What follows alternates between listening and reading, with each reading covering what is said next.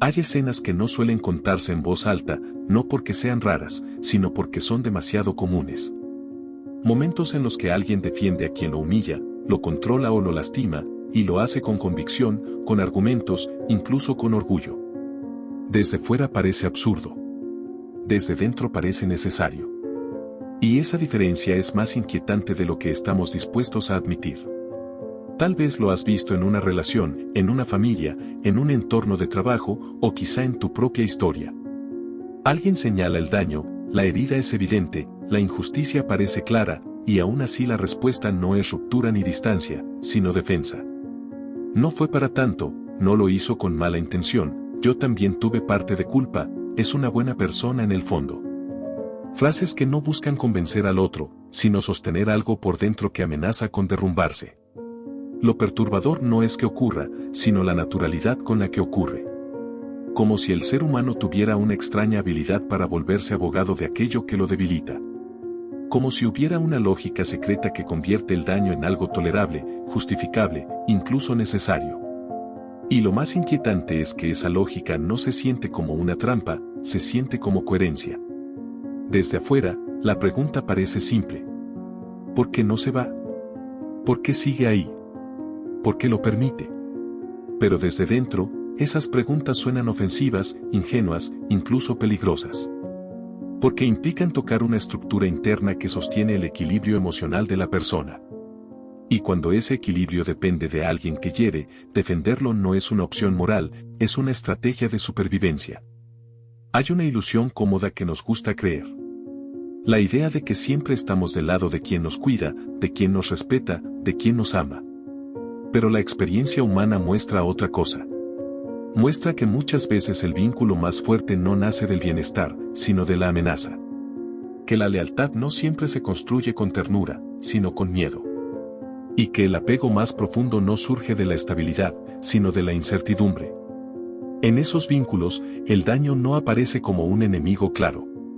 Aparece mezclado con momentos de alivio, de cercanía, de validación. Y esa mezcla confunde. No permite separar con claridad quién hiere y quién protege, porque a veces es la misma figura. Y cuando eso ocurre, la mente se enfrenta a un dilema imposible. Romper el vínculo y enfrentarse al vacío, o justificar el daño y conservar una sensación de orden. La mayoría no elige el vacío. El vacío es impredecible. El vacío no tiene reglas. El vacío no ofrece explicaciones. En cambio, el daño conocido, aunque duela, tiene estructura. Tiene una lógica interna. Se puede anticipar, racionalizar, integrar. Y así, poco a poco, lo que comenzó como una herida se convierte en una narrativa. Una historia que explica por qué esto es así, por qué no es tan grave, por qué en el fondo tiene sentido. Lo inquietante es que esta narrativa no se impone desde afuera. Nadie obliga a creerla. Se construye desde dentro, pieza por pieza, como una defensa silenciosa contra una verdad que podría ser devastadora. Porque aceptar que alguien a quien se ama, se admira o se necesita es también quien hiere, implica una fractura interna profunda. Implica aceptar que se ha invertido tiempo, emociones, identidad, en algo que duele. Y eso no es fácil de sostener. Por eso la mente hace algo brillante y peligroso al mismo tiempo. Transforma el problema. Ya no es que el otro haga daño. Es que uno es demasiado sensible. Ya no es abuso, es carácter fuerte. Ya no es control, es preocupación. Y en esa transformación, el agresor deja de ser visto como amenaza y pasa a ser visto como una figura compleja, incomprendida, incluso víctima de circunstancias. Aquí ocurre algo sutil. La persona no solo defiende al otro frente al mundo, comienza a defenderlo frente a sí misma. Y esa defensa se vuelve parte de su identidad. Cuestionar al agresor sería cuestionarse a uno mismo. Atacar el vínculo sería atacar la estructura que sostiene la propia estabilidad emocional.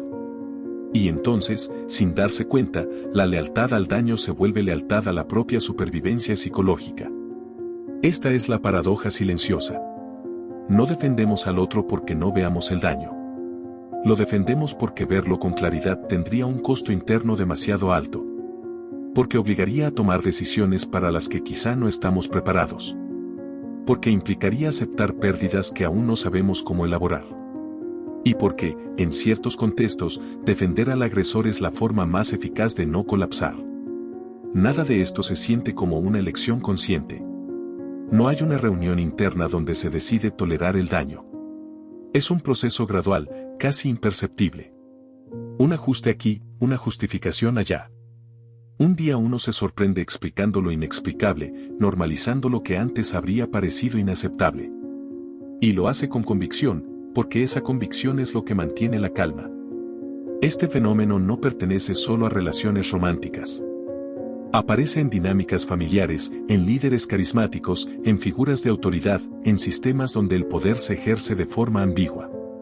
Aparece allí donde el daño no es absoluto, sino intermitente. Donde hay suficiente amenaza para generar miedo, pero suficiente alivio para generar esperanza. Y esa combinación es extraordinariamente eficaz para crear lealtad. Tal vez por eso resulta tan difícil hablar de esto sin incomodar. Porque obliga a mirar de frente una verdad incómoda. Que no siempre somos víctimas pasivas de lo que nos daña. A veces somos colaboradores activos en su justificación. No por debilidad, sino por adaptación. No por ignorancia, sino por supervivencia. Y aquí surge una pregunta que no se formula en voz alta, pero que queda flotando. ¿Qué tendría que romperse dentro de una persona para que deje de defender a quien la hiere? ¿Qué precio psicológico tendría que estar dispuesta a pagar para ver con claridad? Y si esa claridad es siempre deseable, o si a veces la mente elige la sombra porque la luz resulta demasiado dura. Este video no busca señalar culpables ni ofrecer respuestas cómodas. Busca observar con frialdad un mecanismo profundamente humano. Porque solo cuando entendemos cómo funciona algo, podemos empezar a ver cuándo nos está utilizando a nosotros.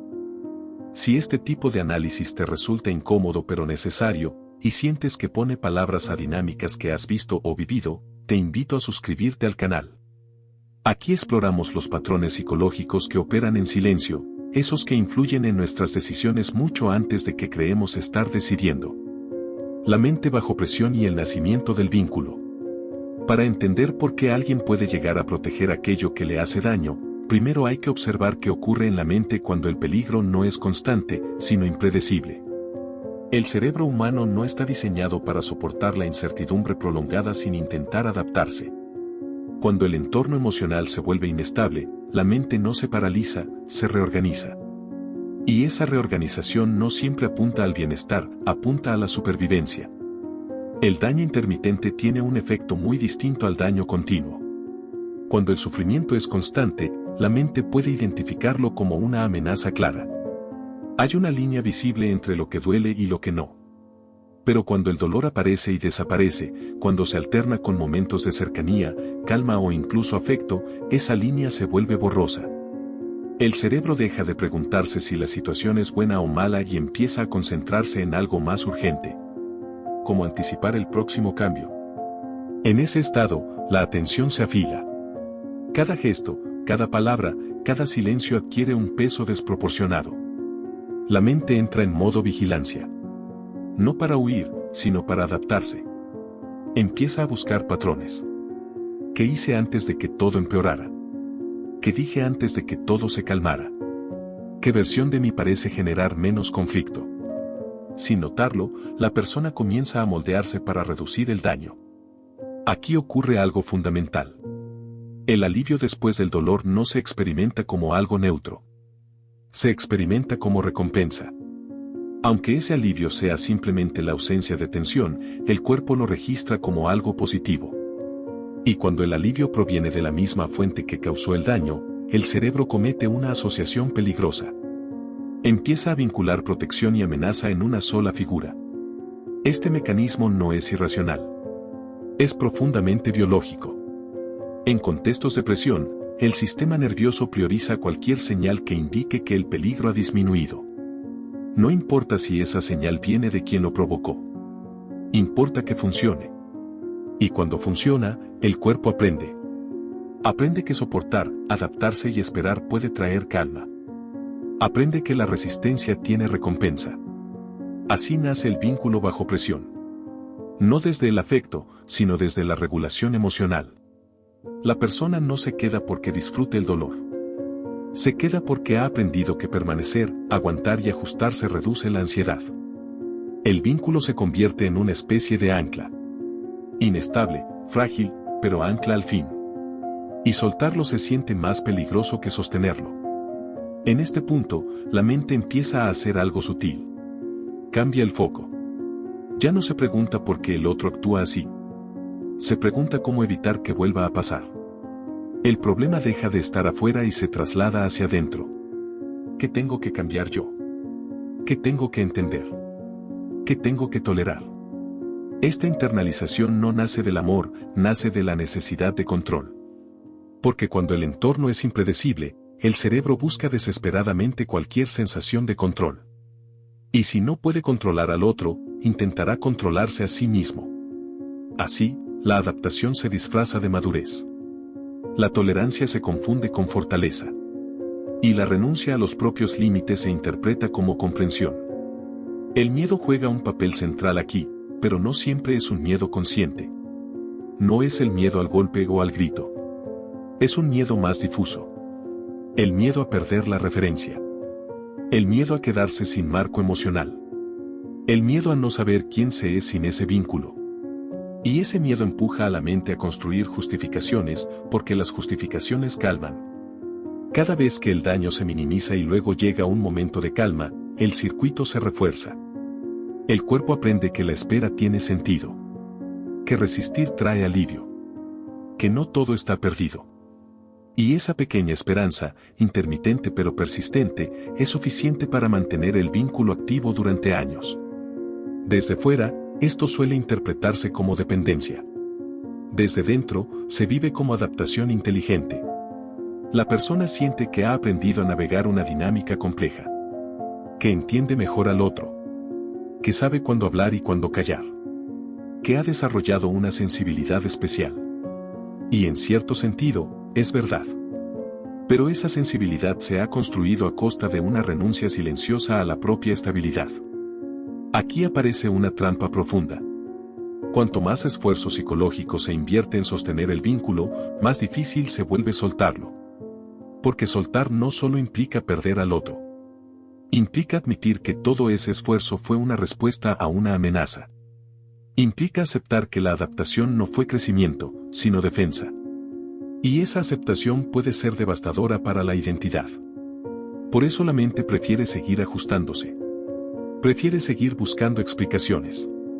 Prefiere seguir creyendo que si se entiende mejor al otro, si se tiene más paciencia, si se actúa con más cuidado, el daño desaparecerá. No porque sea ingenua, sino porque esa creencia mantiene viva la sensación de control. En este punto, el vínculo ya no se sostiene solo por el otro. Se sostiene por el sistema interno que se ha construido alrededor de él. Un sistema de alerta, de anticipación, de justificación. Un sistema que convierte el caos en rutina y el dolor en algo manejable. Y cuando algo se vuelve manejable, deja de percibirse como urgente. Así, sin un momento claro de quiebre, la mente termina asociando supervivencia emocional con permanencia. No quedarse duele menos que irse. No cuestionar genera menos ansiedad que ver con claridad. Y defender al otro, en este contexto, no es una traición a uno mismo. Es la forma que encontró la psique para seguir funcionando bajo presión. El vínculo ya está formado. No desde la libertad, sino desde la adaptación. Y una vez que eso ocurre, romperlo no es solo una decisión externa. Es una amenaza interna. ¿Por qué? Implicaría desactivar un sistema que, aunque doloroso, ha mantenido el equilibrio durante mucho tiempo. Y lo que la mente más teme no es el dolor. Es perder el equilibrio. Cuando el agresor se vuelve referencia interna. Hay un punto en estas dinámicas que rara vez se reconoce, porque no deja marcas visibles y no ocurre de golpe. No es el momento del primer daño ni el de la primera justificación. Es un punto más silencioso. El momento en que la voz del otro deja de ser solo externa y empieza a sonar dentro. Al principio, la persona reacciona. Se defiende, duda, cuestiona. Todavía existe una distancia entre lo que siente y lo que el otro impone. Pero con el tiempo, esa distancia se reduce. No porque el daño desaparezca, sino porque la mente aprende que cuestionar constantemente agota. Y para conservar energía, comienza a anticiparse. La anticipación es clave. Antes de hablar, la persona piensa cómo será recibido. Antes de actuar, evalúa si generará tensión. Antes de sentir, filtra si eso será aceptable. Y en ese proceso, el criterio propio se va ajustando al criterio del otro. No por obediencia consciente, sino por economía emocional. Menos conflicto significa menos desgaste. Aquí ocurre una transformación profunda. La figura que antes era solo una presencia externa se convierte en un punto de referencia interno. Ya no hace falta que el agresor esté presente para que su influencia opere. La persona empieza a corregirse sola, a limitarse sola, a juzgarse con los mismos parámetros con los que es juzgada desde fuera. Este es uno de los mecanismos más poderosos del control psicológico. Cuando el control ya no necesita ser ejercido, porque ha sido internalizado. Cuando la vigilancia se vuelve automática.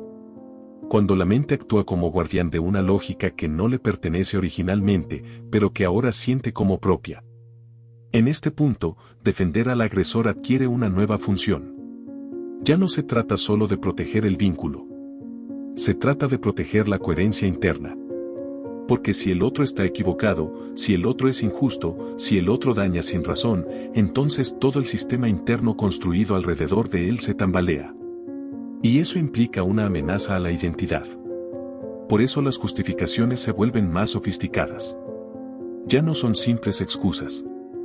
Son narrativas completas. Historias que explican el carácter del otro, su pasado, sus heridas, sus razones. La persona se convierte en intérprete. En traductor emocional. En mediador entre el daño y el sentido. Este rol da una sensación de importancia. De profundidad. De madurez. No cualquiera entiende a alguien así, se dice. No cualquiera puede manejar esta complejidad. Y esa idea refuerza el vínculo. Porque convierte el sufrimiento en mérito. El aguante en virtud. La adaptación en identidad. Al mismo tiempo, algo se pierde. Se pierde la capacidad de nombrar el daño sin filtros. Cada vez que surge una incomodidad, aparece inmediatamente una explicación que la neutraliza. No fue su intención.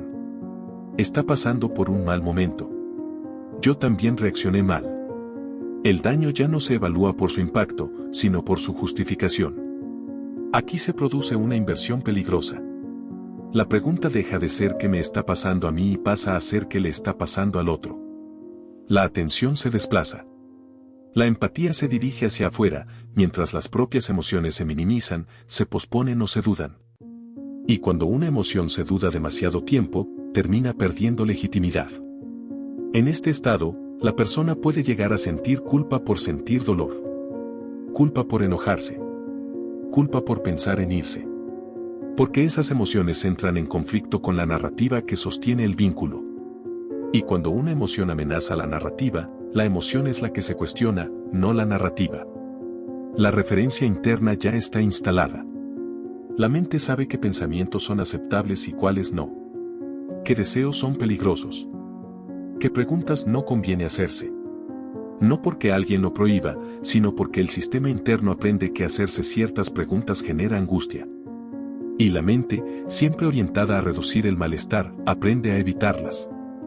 Desde fuera, esto puede parecer sumisión. Pero desde dentro se vive como estabilidad. Como una forma de orden. El caos ha sido domesticado. El conflicto ha sido integrado. Y cualquier intento externo de señalar el daño es percibido como una amenaza a ese equilibrio cuidadosamente construido. Por eso muchas personas reaccionan con enojo cuando alguien cuestiona al agresor. No porque no vean el problema, sino porque ese cuestionamiento activa una grieta interna. Obliga a mirar algo que se ha aprendido a no mirar. Y la defensa aparece con fuerza, no para proteger al otro, sino para proteger la estructura interna que mantiene todo en pie. En este punto, el agresor ya no es solo una persona. Es una referencia psicológica. Un marco. Un eje alrededor del cual se organiza la experiencia. Y cuando alguien se convierte en eje, perderlo no es solo perder una relación. Es perder orientación. Aquí la dependencia emocional alcanza una profundidad distinta. No se trata solo de miedo a la soledad o a la pérdida. Se trata del miedo a no saber quién se es sin esa referencia. A no saber cómo pensar, cómo decidir, cómo sentir. Porque durante mucho tiempo, esas funciones han estado calibradas en función de otro. Entender este punto es crucial. Porque muestra que la defensa del daño no es una reacción superficial. Es el resultado de un proceso interno complejo, gradual y profundamente humano. Un proceso donde la mente, intentando protegerse, termina cediendo territorio sin darse cuenta. Si al escuchar esto reconoces patrones que te resultan inquietantemente familiares y te interesa seguir explorando cómo estas dinámicas se instalan sin ruido dentro de la mente, te invito a suscribirte al canal. Aquí analizamos el poder psicológico no para juzgarlo, sino para verlo con la claridad que incomoda, pero libera. Poder, control y la economía emocional. Cuando se observa este fenómeno desde cierta distancia, aparece una lógica que suele incomodar. La lógica del poder. No el poder explícito, visible, autoritario, sino el poder sutil que opera sobre las emociones, los tiempos internos y las expectativas. Porque en estos vínculos, el daño no es un accidente. Es una variable dentro de un sistema. Toda relación tiene una economía emocional. Un intercambio. Atención, reconocimiento, afecto, seguridad. Cuando ese intercambio es relativamente equilibrado, el vínculo se siente estable. Pero cuando una de las partes controla el flujo de esos recursos, se produce una asimetría profunda. Y quien controla el flujo, controla el vínculo. En las dinámicas donde el daño y el alivio se alternan, el poder no se ejerce a través de la fuerza constante, sino a través de la dosificación. Un gesto de cercanía después de un periodo de tensión vale más que 10 gestos en un contexto estable. Un momento de validación después del desprecio tiene un impacto emocional desproporcionado. Y ese impacto no es casual, es estructural. Aquí el daño se convierte en una herramienta. No siempre consciente, no siempre planificada, pero funcional. Eleva el valor de la calma. Aumenta la dependencia.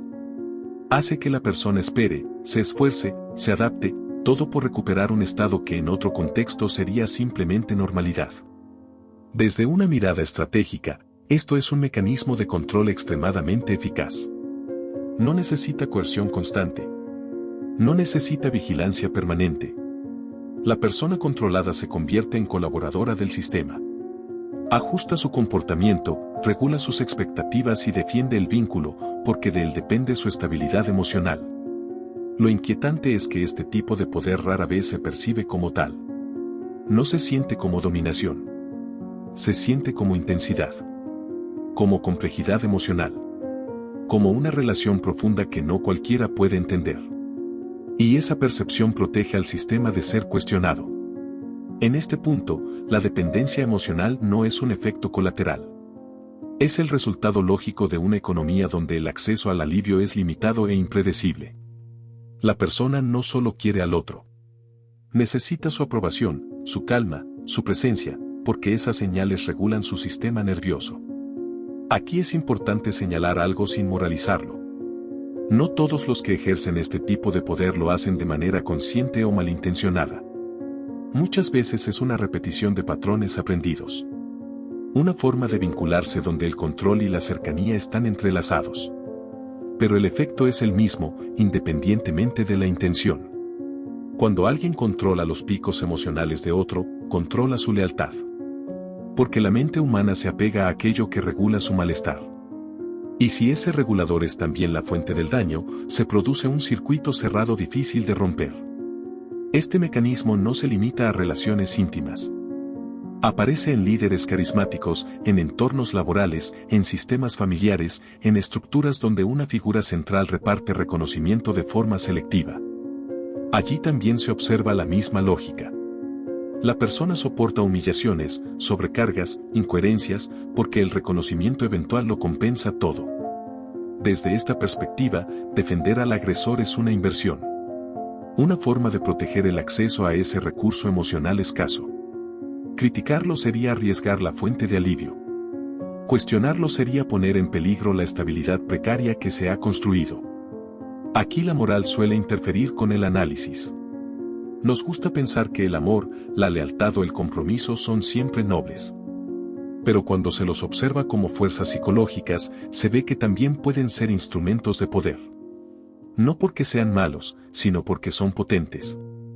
El enfoque maquiavélico no juzga, observa.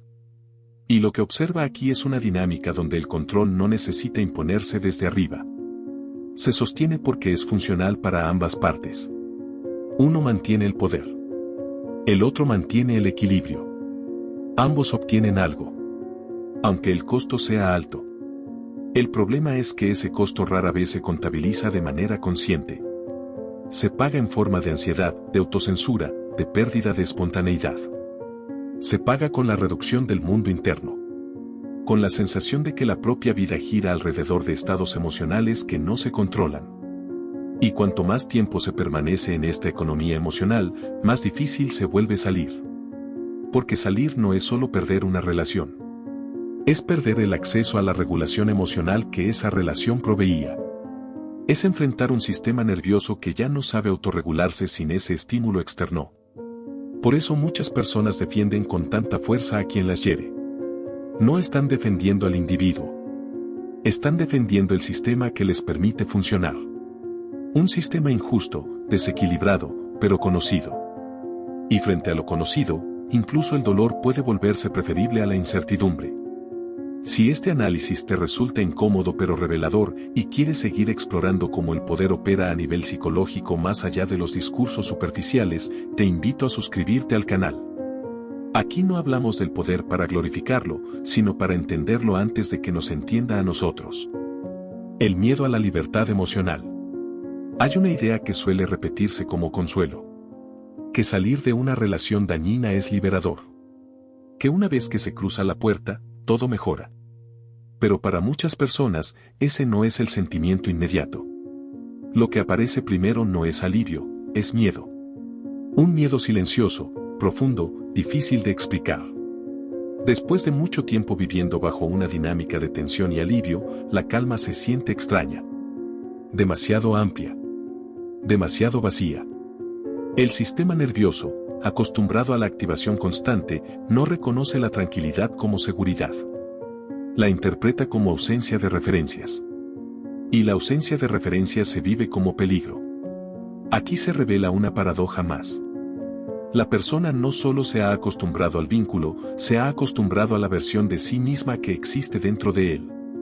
Una versión hipervigilante, adaptable, atenta a los cambios emocionales del otro. Esa versión tiene habilidades. Sabe leer silencios. Sabe anticipar conflictos. Sabe sostener tensiones. Fuera del vínculo, esas habilidades pierden sentido.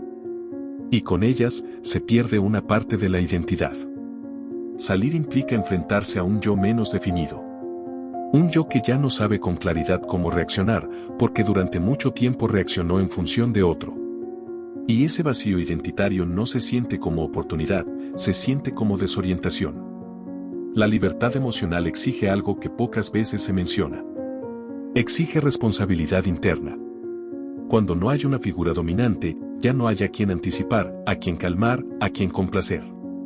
Las decisiones recaen sobre uno mismo. Y eso puede ser aterrador.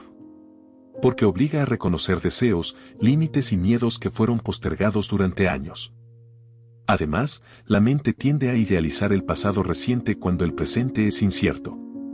Los momentos de calma dentro del vínculo empiezan a verse más grandes de lo que fueron. El daño se vuelve difuso.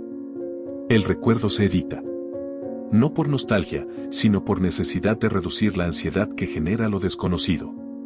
Aquí aparece una trampa emocional peligrosa. La persona puede empezar a extrañar no al otro, sino la regulación que el otro proporcionaba. Extraña saber a qué atenerse. Extraña la intensidad. Extraña el marco, aunque ese marco fuera opresivo. Y ese anhelo puede interpretarse erróneamente como amor. En este punto, la mente se enfrenta a una decisión silenciosa. Volver a lo conocido o atravesar la incomodidad de construir algo nuevo. Y construir algo nuevo implica tolerar un periodo de caos interno. Un tiempo donde no hay certezas, donde las emociones no están mediadas por otro, donde el silencio no es llenado por conflicto. Muchas personas retroceden aquí. No porque no entiendan el daño, sino porque no soportan el vacío. Porque el vacío no ofrece recompensas inmediatas. No ofrece validación. No ofrece intensidad. Exige paciencia, algo que el sistema nervioso, entrenado en la urgencia, ha perdido. La libertad emocional no es solo la ausencia de control externo. Es la capacidad de autorregularse. De sostener la ansiedad sin buscar alivio inmediato en una figura conocida. Y esa capacidad no aparece mágicamente al romper el vínculo. Debe desarrollarse. Y desarrollarla implica atravesar incomodidad sin anestesia. Por eso muchas personas, incluso después de haber salido, siguen defendiendo al agresor en su mente.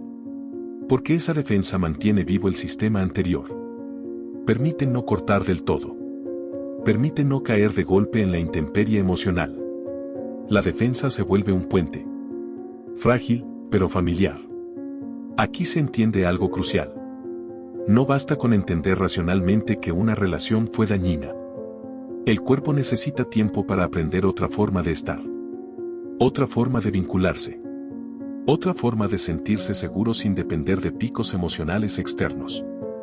La libertad emocional, vista desde este ángulo, no es un premio. Es una carga temporal. Un proceso que exige atravesar miedo, duda y soledad interna. Y no todos están dispuestos a hacerlo al mismo tiempo. No porque sean débiles, sino porque el costo se siente alto. Entender este miedo cambia la forma de mirar a quienes vuelven, justifican o minimizan lo que vivieron. No siempre están eligiendo el daño. A veces están huyendo del vacío. A veces están buscando recuperar una estructura que les permita respirar, aunque esa estructura duela. Y mientras ese miedo no sea reconocido, la defensa del vínculo seguirá operando. No como negación de la realidad, sino como intento desesperado de no caer en un territorio interno que aún no se sabe habitar. Lucidez, ruptura interna y la incomodidad de ver. Hay un momento que no suele celebrarse. No es heroico, no es épico, no se anuncia con claridad. Es un momento interno, silencioso, donde algo deja de encajar. La narrativa que sostuvo durante años ya no calma. Las justificaciones empiezan a sonar huecas. La defensa automática pierde fuerza. No porque el dolor haya aumentado, sino porque la mente ya no puede seguir fingiendo que no ve. Ese momento no trae alivio inmediato. Trae incomodidad. Porque ver con claridad no significa saber qué hacer. Significa saber que no se puede seguir igual. Y esa certeza abre una grieta interna. Una grieta entre lo que se ha sido y lo que ya no se puede sostener. La lucidez no llega como una solución. Llega como una pérdida. Se pierde la inocencia psicológica. Se pierde la comodidad de las explicaciones fáciles. Se pierde la posibilidad de delegar la responsabilidad emocional en otro. Y lo que queda es una pregunta incómoda. Ahora que veo, ¿qué hago con lo que veo? Aquí se rompe algo importante. La defensa del daño deja de ser eficaz. Ya no protege, ya no regula, ya no anestesia. Y sin esa defensa, la persona queda expuesta a emociones que habían sido amortiguadas durante mucho tiempo. Tristeza, rabia, culpa, vergüenza.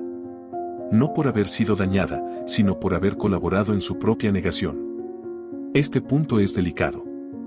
Porque es fácil caer en el autoataque. En el reproche. En la idea de haber sido ingenuo o débil. Pero esa lectura sigue siendo una forma de no ver del todo. La lucidez real no castiga. Observa. Reconoce que todo lo anterior tuvo una función. Que cada justificación fue un intento de mantenerse en pie. Que cada defensa fue una estrategia de supervivencia. La ruptura verdadera no es con el otro. Es con la narrativa interna que hacía posible el vínculo. Y esa ruptura no siempre implica irse físicamente. A veces ocurre por dentro mucho antes. Es el momento en que la mente deja de mentirse con la misma eficacia. En que el cuerpo ya no responde igual a los mismos estímulos. En que la intensidad pierde su atractivo. Ver no significa actuar de inmediato. Significa no poder desver. Y eso cambia todo. Porque una vez que se reconoce el mecanismo, ya no se puede vivir dentro de él con la misma ingenuidad. El poder pierde parte de su magia cuando se lo entiende. La dependencia pierde parte de su fuerza cuando se la nombra. Pero esta claridad tiene un costo. Obliga a asumir algo incómodo. Que nadie nos obligó del todo. Que hubo adaptaciones, concesiones, silencios que fueron propios. No para culparse, sino para recuperar agencia. Porque mientras todo el poder se coloca afuera, la salida parece imposible. Cuando se reconoce la participación interna, aparece una posibilidad nueva. La de elegir distinto, aunque de miedo. Este no es un mensaje optimista. No promete finales felices ni transformaciones instantáneas. Promete algo más austero y más real. Promete lucidez. Y la lucidez no consuela. Despierta. A veces incomoda. A veces duele. Pero devuelve algo que el daño había erosionado lentamente. La capacidad de verse a uno mismo sin filtros impuestos. Entender por qué defendemos a quien nos hace daño no nos convierte automáticamente en libres. Pero nos saca del automatismo. Nos permite reconocer cuando una emoción no nace del amor, sino del miedo. Cuando una lealtad no es elección, sino hábito. Cuando una defensa ya no protege, sino encierra. Y ese reconocimiento, aunque silencioso, es un punto de no retorno. Porque a partir de ahí, cada repetición es consciente. Cada justificación se escucha a sí misma. Cada adaptación se siente en el cuerpo. Y aunque el cambio no ocurra de inmediato, algo ya no puede ser ignorado. Si has llegado hasta aquí, gracias por sostener esta reflexión hasta el final. Estos temas no son cómodos, pero son necesarios. Y si quieres seguir explorando estas dinámicas psicológicas y de poder con una mirada que no busca tranquilizar, sino revelar, te invito a suscribirte al canal. Aquí no prometemos respuestas fáciles, pero sí preguntas que valen la pena.